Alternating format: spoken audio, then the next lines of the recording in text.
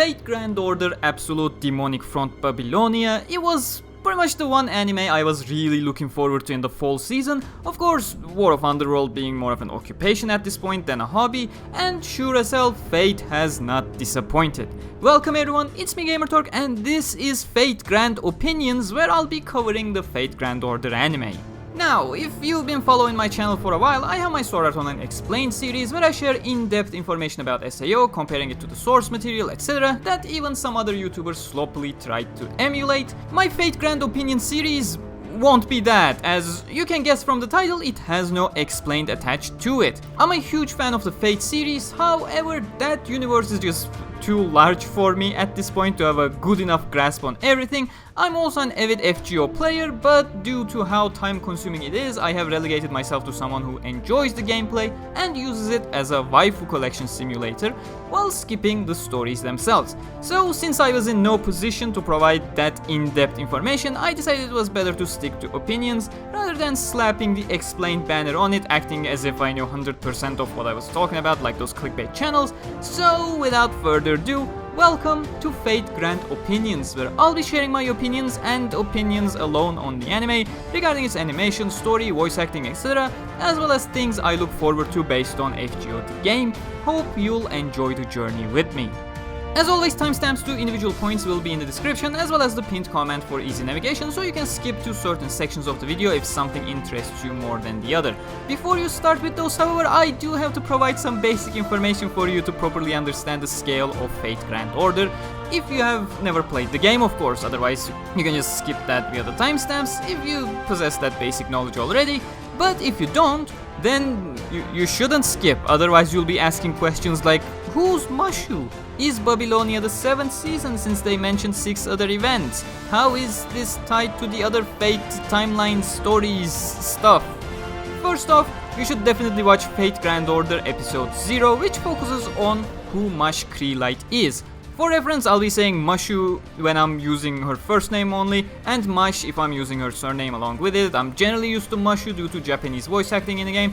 Mash only feels more suitable because Kyrielight feels closer to English, thus flows better with the surname.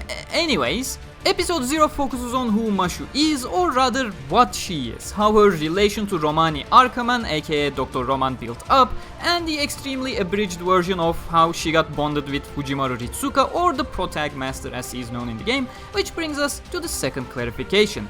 Yes, starting with episode 1, we have a major time jump. We skip the singularities from 1 to 6, which the anime counts one by name, as well as showcasing their notable servants of the story, and go straight into the 7th and final singularity, Absolute Demonic Front Babylonia, which you may have realized is the name of the anime. So yes, in fact, the 6th singularity, Divine Realm of the Round Table Camelot, is currently being adapted into a movie as well, so yeah, once the Babylonia anime ends, we got more FGO to cover.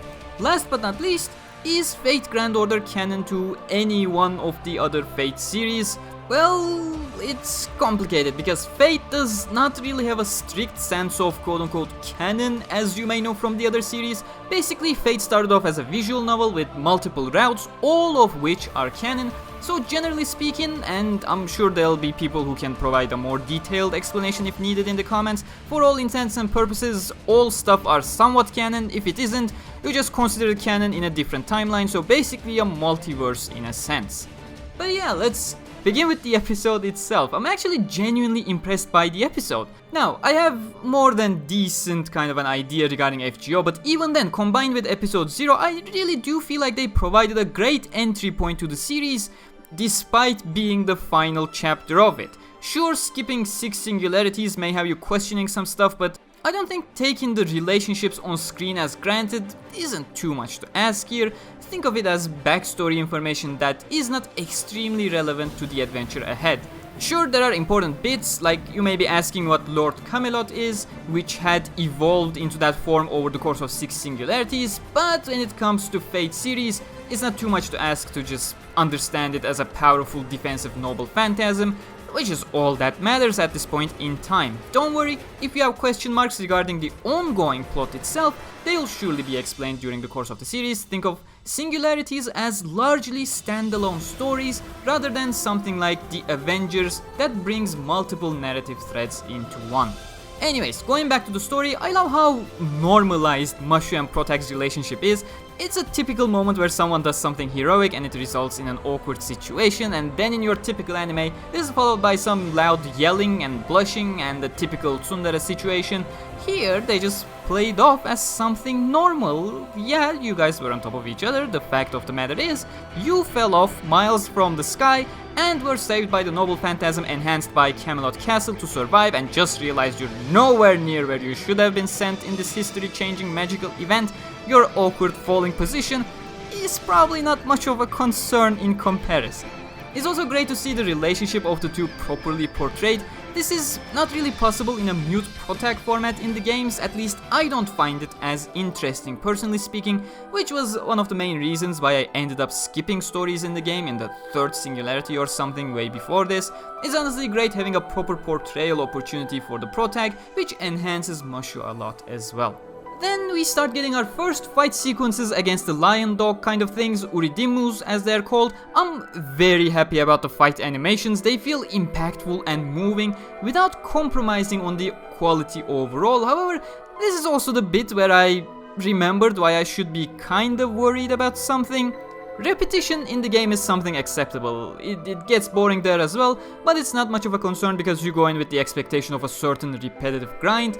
But we will see these beasts quite a lot in Babylonia, constantly actually, among other repetitive enemies, and I'm interested in seeing how they will spice things up, because more often than not, the same people will be fighting against the same beasts. It will get a whole lot more interesting when servants start clashing with other servants, but yeah, in this episode alone we had 3 separate fight sequences against Uridimu, and I think it's pretty clear where the concern is coming from. If they remain creative though with the choreographies as they have done in this episode, which having different servants around helps a lot of course. Sure, we may sigh every time we see the same types of beasts appear again, but at the very least, regardless of the enemy, we can watch a fun sequence. That's the most important thing in my opinion. I feel like this is the biggest hurdle Babylonia anime or any FGO anime project in general has to overcome, but this first episode certainly has been very promising on that front. Of course, when Ishtar arrives, the amount of butt shots just increased by 300%, but let's be real, that is Ishtar's purpose anyways, it's not all that surprising. At least her fight also had a lot of movement, which again was very promising after so much static tripod camera shots that we went through in Alicization. I really enjoy having some dynamism in the shots, you know. Also, I don't care because Rin is always worth it to have on screen, whether it's the real Rin or other Rin faces like Ishtar or Ereshkigal, who we will get to see later down the line in Babylonia too. Enkidu probably had the least interesting action sequence, but then again, that's usually how the seemingly all-powerful people are introduced, just effortlessly destroying stuff without moving a muscle. I honestly don't know anything about Babylonia's story since I skipped all of it, but sure as well, Enkidu was introduced as somewhat of an all-powerful being, so I'm not really surprised by this portrayal.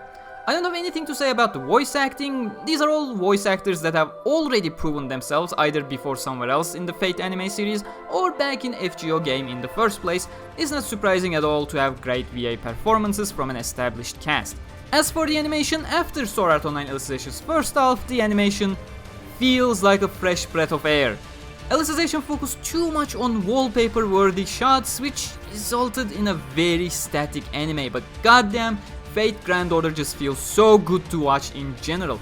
Obviously, individual keyframes are not as detailed as Alicization, at least the early episodes, but to be frank, I prefer this. FGO just feels much more alive, and that's what I want.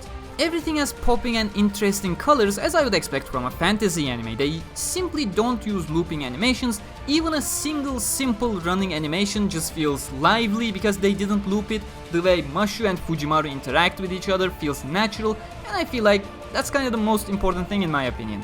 Some fantasy anime, tries to ground itself for some reason with quote-unquote realistic art styles. That's what Alicization did with less saturated color palette and other concepts, and honestly, I don't think a fantasy anime should ever try to ground itself if it's talking about magical godly beings. It should embrace that, make it bombastic, special, creative, and that's exactly what Babylonia did here. Some people will have issues with the use of CGI, they always do. I don't personally mind that much. It doesn't look good in some of the scenes here, but it doesn't look terrible either, as they relegated CG usage to background props aside from Enkidu's chain whip thingies, so it's never a significant focus. I'm fine with the use of CGI. One final mention, I also allow the usage of actual game music in certain instances and music inspired by the in-game music. It's a nice touch, but yeah, it's technically an intro episode, so I focused a bit more on technicalities at this point, along with the important information at the beginning, but next week I'll focus more on actual episodes. The first episode in a series, I always focus a bit more on the technical aspects and preemptive informational stuff, so I hope that didn't bore you too much. Either way, I plan my Fate Grand Opinion series to go live on Monday or Tuesdays in normal cases, as I want to focus on SAO during Saturdays and Sundays, and since both FGO and SAO air the same day, I have to push one further down the line. This first one is coming out way too late because I fucked up my own personal schedule as expected with university work and stuff. Episode 2 may suffer the same fate, as I'll make an illustration explained for the new opening and another one for the episode itself, so that's an early warning for you regarding the inevitable delay. Either way, I want to know, are you an avid Fate Grand Order player, or are you just in it for its story, or its gameplay, or its countless waifus and husbandos, or are you just jumping into the anime because you're simply interested in Fate series in general? Do let me know in the comments below, and make sure to subscribe for more videos on Fate, but also a whole lot more on SAO. This Fate series is just a casual hobby I'm following right now in hopes that you may enjoy it as well. But yeah, thank you very much for watching, and a huge thanks to all my patrons as usual, and channel members of course. I will see you guys next time, and until then, stay cool.